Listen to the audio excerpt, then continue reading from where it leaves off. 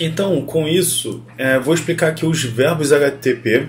É bom a gente entender e compreender cada verbo e para que ele serve. O get, gente, vamos lá. O get tem tudo a ver quando a gente quer solicitar informações ao servidor. A gente não vai passar nada, a gente só vai solicitar. O que seria solicitar? Solicitar é pegar. Get é pegar, gente. Get é pegar alguma coisa. Então, o que seria um pegar alguma coisa? Quando eu uso a URL nesse formato, get e com esse recurso, eu digo que eu quero pegar todos os usuários.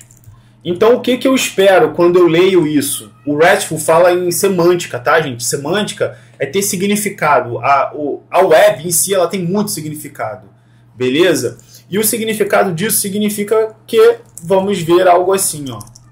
Um exemplo, tá, gente? É um exemplo aqui só para vocês entenderem. Então, beleza. O que a gente teria aqui? Users, e eu teria vários usuários aqui. Por exemplo, ID do 1, ID 1, name Roberto, IT, lembrando que isso aqui é um JSON que a gente já conversou, tá bom?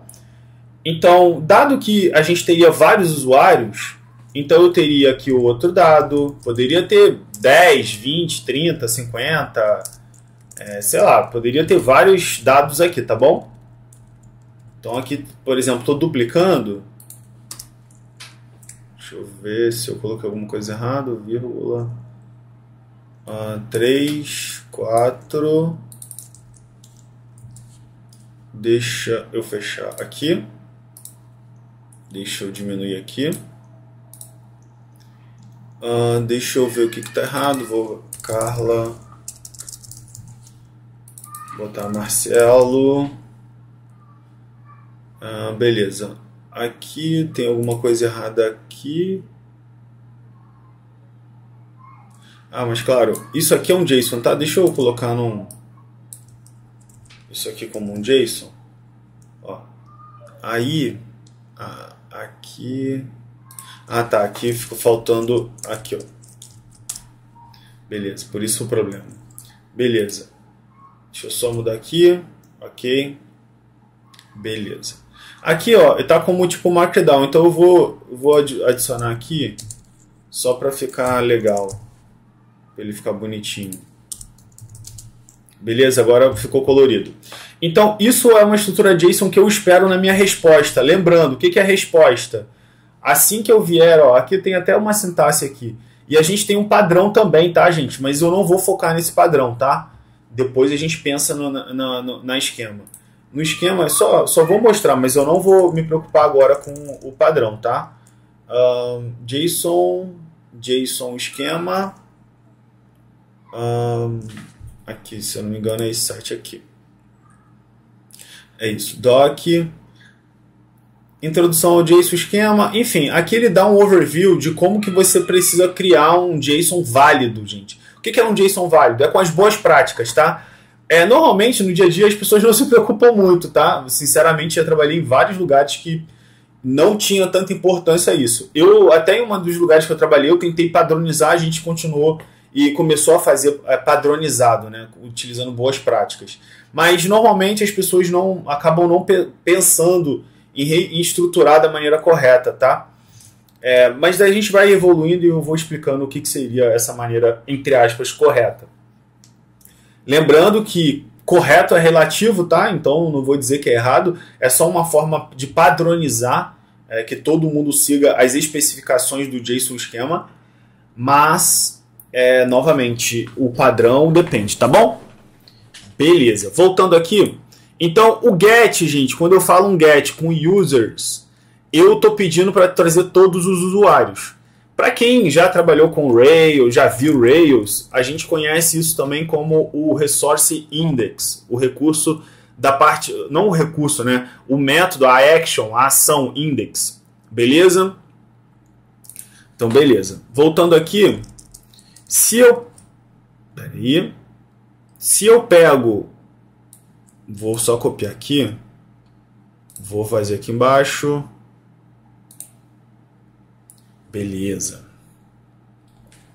Então, aqui embaixo, eu vou colocar assim, ó, get. Se eu colocar um get, se eu pedir um get com... Deixa eu copiar aqui que não foi.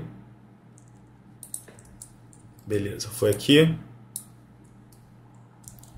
Beleza. Se eu pedir um get passando um parâmetro barra o ID, gente, eu estou falando que eu quero visualizar um único registro. Então aqui eu não pego mais todos os usuários, eu quero um usuário, certo? E o usuário que eu quero é um. Então o que ele vai me retornar? Ele vai me retornar uma estrutura JSON que vai ser um user, uma estrutura user.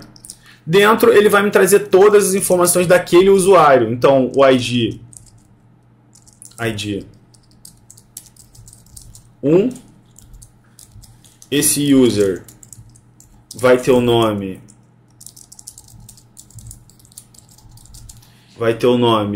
deixa eu olhar aqui, Roberto, que ó, o ID dele é 1, tá? ID Roberto.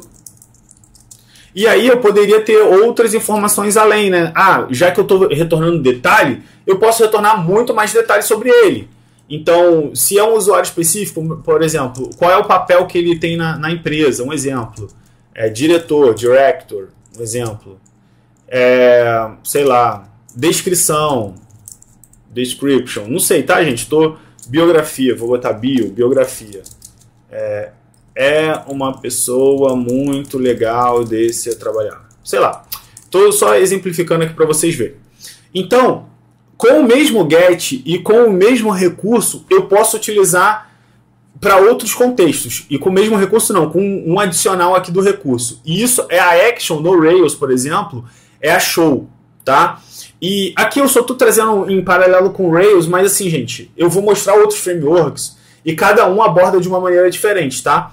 Então, isso aqui é um padrão que eu só estou tentando correlacionar para quem já já estudou o framework antes de estudar a base ali das coisas, mas não importa se você não conhece o que eu estou falando sobre index e show, não importa, beleza? Isso não é importante agora. O que é importante é vocês saberem o verbo e entenderem a estrutura da URL. Então, toda a URL, isso aqui nesse primeiro contato não é importante. O importante é o resource e o valor aqui, certo? Só estou colocando mesmo para vocês entenderem, mas isso não é importante agora, tá? Poderia até colocar dessa forma aqui, ó, certo? Porque o recurso vai ditar o que eu quero dizer para vocês. Então, nesse recurso users, isso se a gente generalizar, e aí eu quero que vocês aprendam sempre a generalizar, como eu já falei para vocês, tá bom?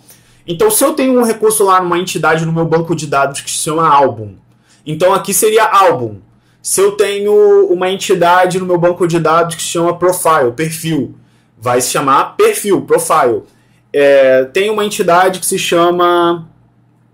E não necessariamente você precisa seguir somente pelas entidades, tá, gente? Se vocês acharem que faz sentido, por exemplo, eu tenho profile e users. São a mesma coisa e eu retorno na mesma tela a mesma informação. Então eu posso botar o barra users ou barra profile, que vem em todos os dados.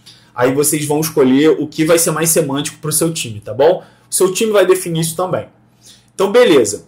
Dado isso, a gente tem o post, gente. Quando eu faço um post,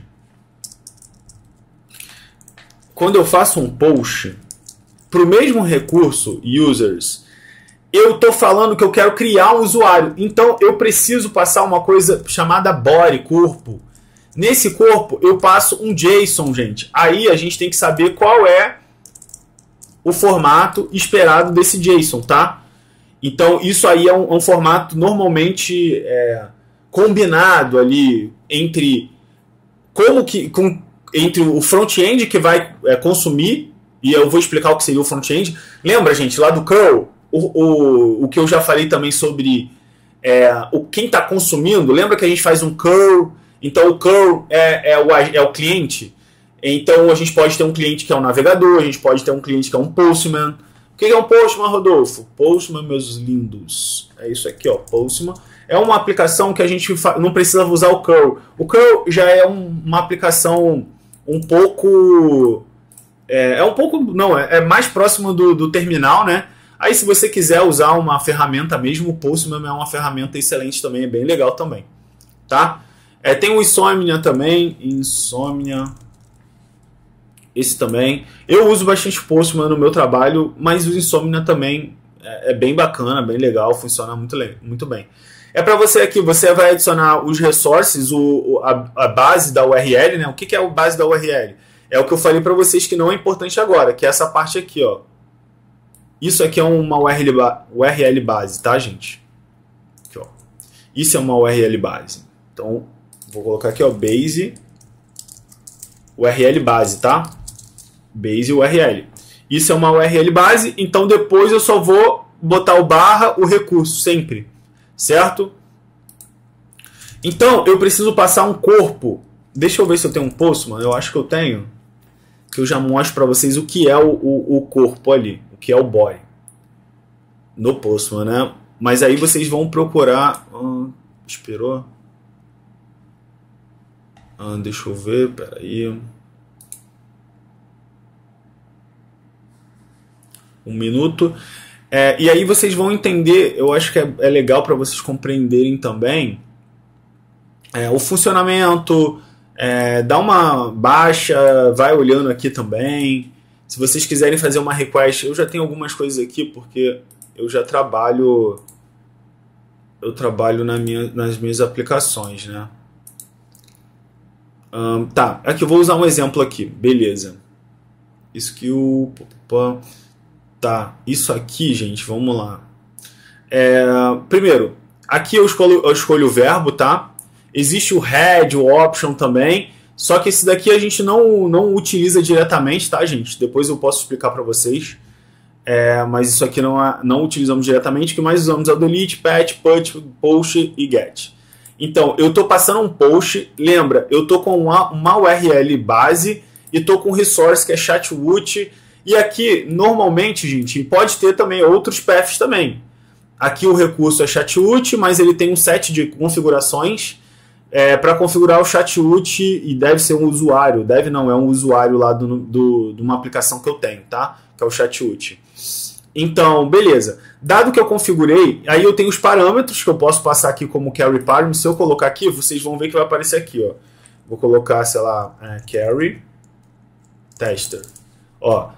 Lembra do que eu falei do carry parameters? Isso é um carry parameters. Ele coloca uma interrogação e coloca chave e valor. Aí coloca um E, se eu quisesse colocar mais, ele vai colocar um E comercial.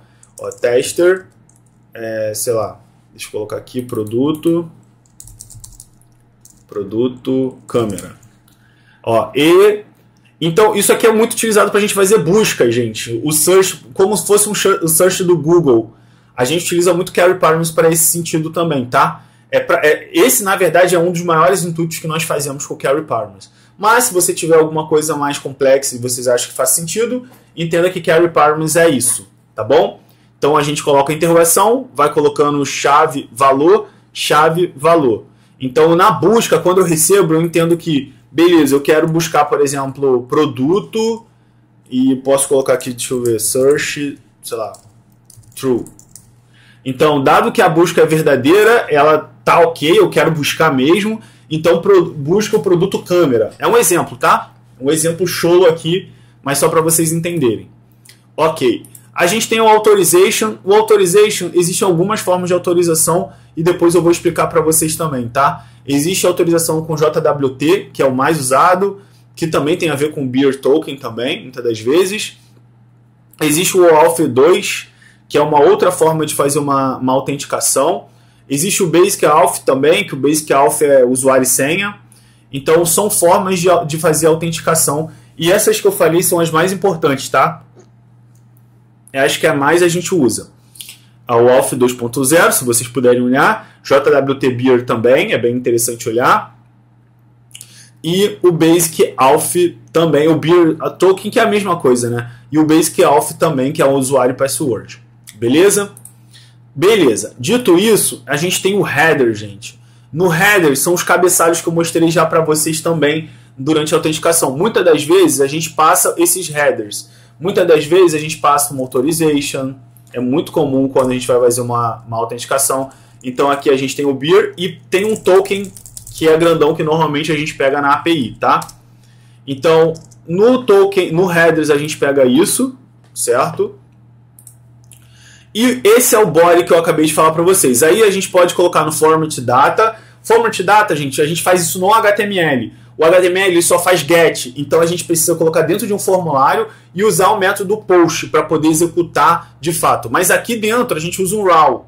Certo? Aí depende, aqui eu também sempre coloco o JSON, tá? Para ficar estruturado direitinho. E vocês têm que seguir direitinho aqui o como tá usando, tá, gente? 2 aqui, ó. 1, 2. Estruturar da forma correta aqui para poder ficar direitinho. Muitas das vezes pode dar problema até por isso, tá? Então aqui, ó.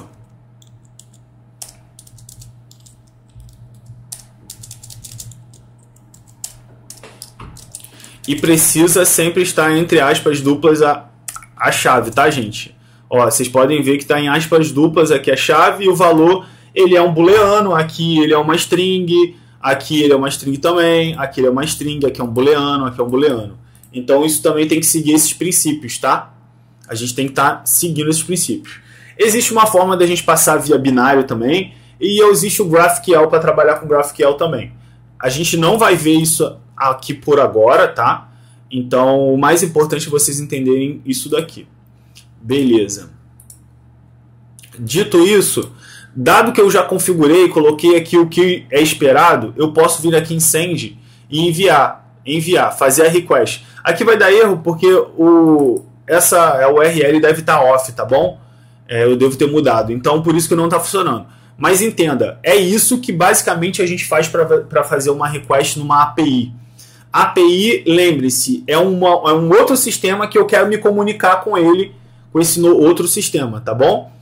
Então, e um ponto legal também. Quando vocês verem esse get header info end of found error, quando dá esse erro aqui, é porque por algum motivo ele não está conseguindo resolver essa URL. E se vocês olharem, de fato, ela não vai existir. Então é quando não existe quando não existe uma URL, ó. É isso mesmo, viu? O DNS não consegue verificar, né, onde está o IP dele. E é porque de fato não existe, não tá cadastrado em nenhum name server e tudo mais, tá bom? Beleza. Dito isso, é muito legal vocês entenderem isso. E vamos voltar agora. Já quis mostrar o Postman, então vocês já sabem basicamente como trabalhar no Postman. Aí no Postman, gente, vocês podem criar aqui, ó, criar uma nova coleção e ir criando endpoints e salvando, tá? Então, se vocês acharem que vale, depois podem testar também via API. Por agora, não acho que é necessário, mas posteriormente a gente volta aqui para o Postman para eu explicar melhor para vocês. Beleza? Então, voltando. Então, no Postman, eu quero cadastrar um usuário. Então, o que eu passaria? Eu passaria... Lembrando, nunca vocês vão passar o ID, tá? O ID sempre é auto-incrementável. Não é sobre você criar. Então, eu não passo o ID, né? Eu vou passar o nome, porque é uma informação que precisa. Sei lá, Juliana. E, sei lá, vamos dizer que é obrigatório idade. 28, 27, sei lá. 35 anos, sei lá. 34 anos. Opa. Sei lá. Bio. Muito divertida. Muito divertida. E gosta de viajar. Sei lá, eu tô aqui agora com vocês escrevendo, tá? Então, desculpa, minha criatividade não é tão boa, tá? Mas beleza. Entenda que quando eu faço um post para esse recurso, gente, eu tô cadastrando o dado que eu enviei. E aí, isso aqui é parte do princípio que a pessoa, ela sabe o que está recebendo, tá? Existe normalmente, gente, a gente chama de contrato, tá? A gente cria um contrato front-end e back-end. Isso, se você não é o full stack. Se você é o full stack, normalmente você vai trabalhar em ambos os cenários, tanto no front-end quanto no back-end, beleza? Então, aí você faz um contrato com você mesmo, né? Então, é isso. Ou você faz um contrato com seus pares, depende de como vocês trabalham no seu time. Então, quando vocês fazem um contrato, e o contrato é isso aqui. Ó, eu espero lá no back-end um name, um age e um bio, uma biografia. Aí, depois, vocês precisam seguir para o Swagger. Certo? Swagger... Não, Series não. Swagger UI. Aqui, ó. Ele é uma documentação de API, gente. Aqui, ele tem até uns exemplos aqui, tá? Isso não é uma boa prática vocês pegarem o código e ficarem mandando via README. Não é, tá? Vocês precisam ter um Swagger implementado. Isso é uma biblioteca também e você consegue construir isso em base de código via YAML. Certo? Então, aqui é bem legal porque ó, ele deixa você também bater no endpoint. Ó, por exemplo, aqui ó, eu clico em Try It Out. Aqui, lembra do que eu falei? O tipo de resposta, ele responde com um JSON, certo? Então aqui eu poderia colocar ah, não, mas aqui é para upload de imagem, não é isso que eu quero agora. Vou pegar um get aqui. Vou clicar em Try It Out para tentar fazer. Vou clicar em Pending e vou executar. Ó, me deu um status 200 que é ok. Lembra lá dos nossos status, tá? É um status ok. Ele já me dá um curl, caso eu queira fazer um curl aqui, ó. Eu consigo também. Ó, ele me retorna um JSON, como ele havia falado. A resposta, o response, content type é um JSON. É um JSON. Se ele fosse imagem, gente, aí ele falaria, é uma imagem. Mas aqui, ou um PDF, ou qualquer coisa do tipo, tá? Nesse caso, ele é um JSON. Então ele me retorna tudo igualzinho, só que aqui eu vejo bonito, né? Então o ID, a categoria, fotos URL, as tags, enfim, vejo tudo aqui. Então, isso é muito legal isso aqui também. Você pode ter o status code quando falha também. Eles normalmente deixam isso habilitado também. Deixa eu ver aqui. Não, aqui não vai ter, né? No create aqui, ó. Aqui, ó. Invalid input 405. Então o 405 ele é porque um dado está errado. Deixa eu clicar aqui, ó. Vou executar. Ó, please correct the following validation errors. Try again. Ele está dizendo que eu preciso colocar um ID do pet. Deixa eu pegar o ID dele aqui.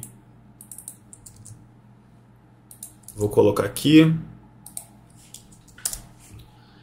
Vamos executar. Ó, eu peguei o ID, ele disse not found, não foi encontrado. Ele me retorna um 404 porque ele não encontrou esse ID, porque isso aqui não deve ser o ID do animal. Se eu entrar aqui, deixa eu ver aqui. Ó, categoria. Deixa eu ver se isso aqui é um ID válido.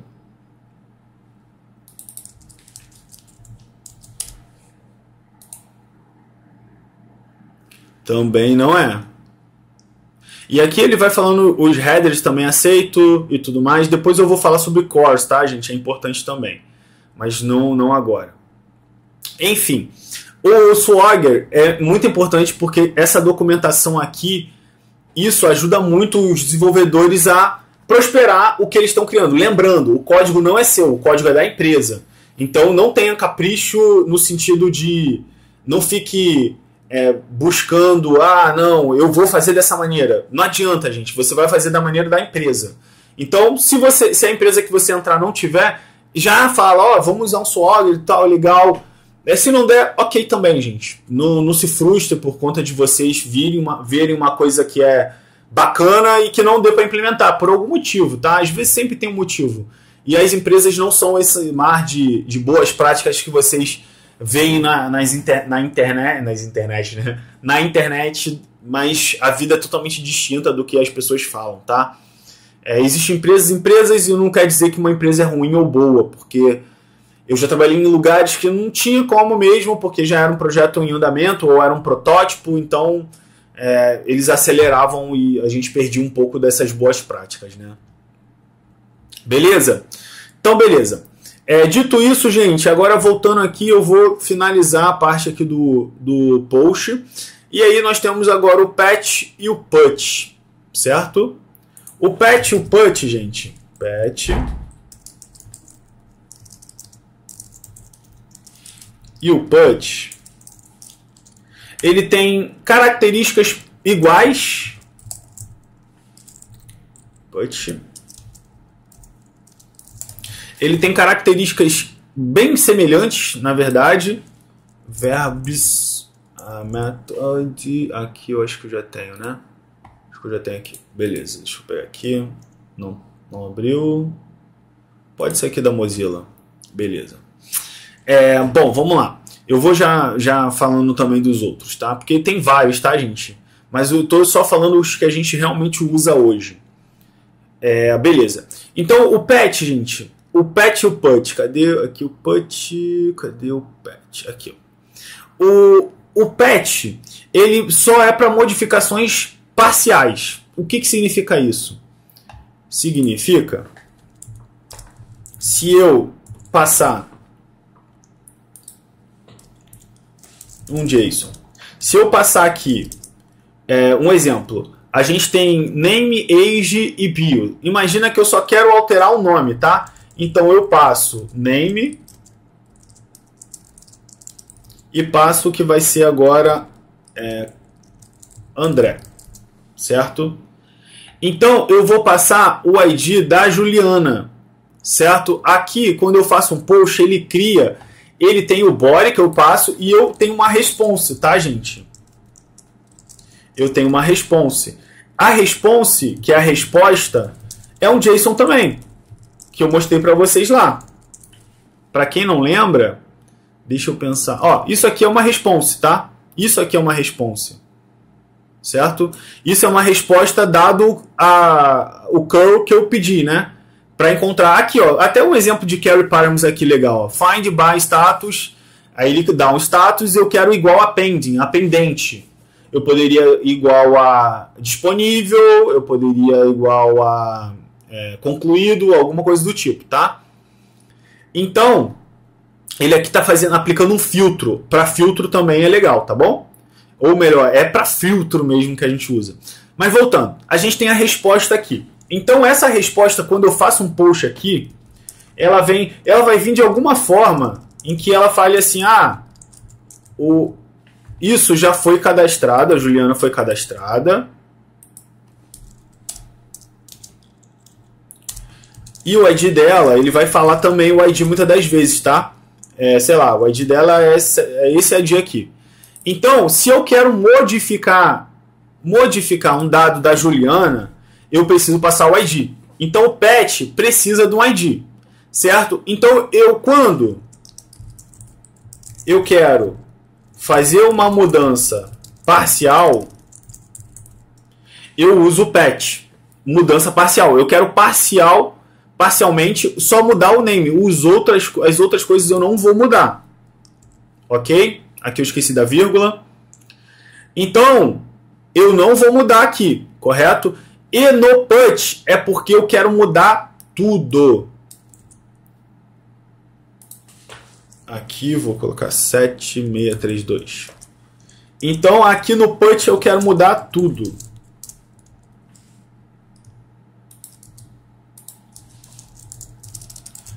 Beleza? Menos o ID. Lembra que o ID você não altera, tá? Aí eu quero colocar, sei lá... não sei, deixa eu pensar, sei lá...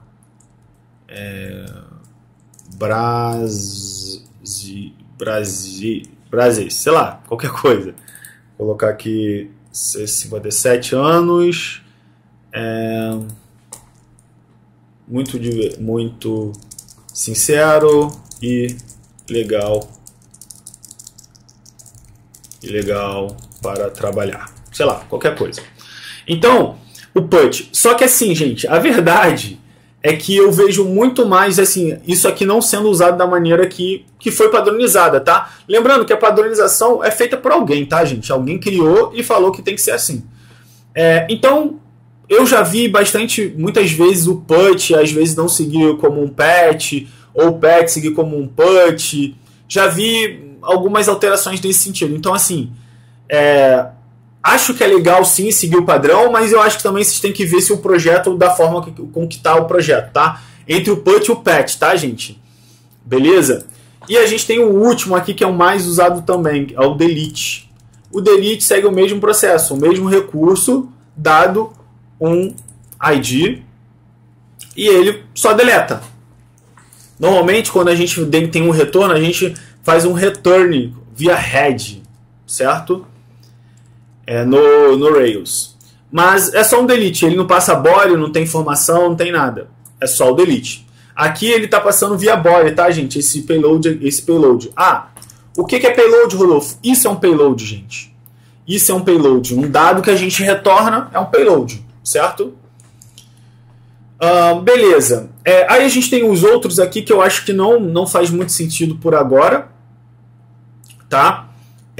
Mas o head, por exemplo, ele traz as perguntas, é idêntico ali ao get e o request, mas sem a resposta no body.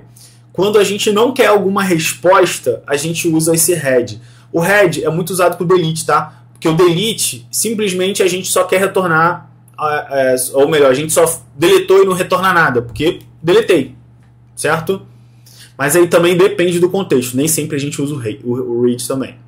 Mas pode ser utilizado como delete. E no Rails, por exemplo, quando você está num contexto de API, você usa bastante o read ali para um contexto de delete, tá? Do resto, eu acho que não é importante por agora. Eu acho que depois a gente pode ir passando, se for necessário. Mas isso no dia a dia já é o suficiente para vocês entenderem, tá? Bom, é isso. E agora a gente vai depois para a parte prática. Vou então pausar. Nos vemos na próxima. Valeu, abraço!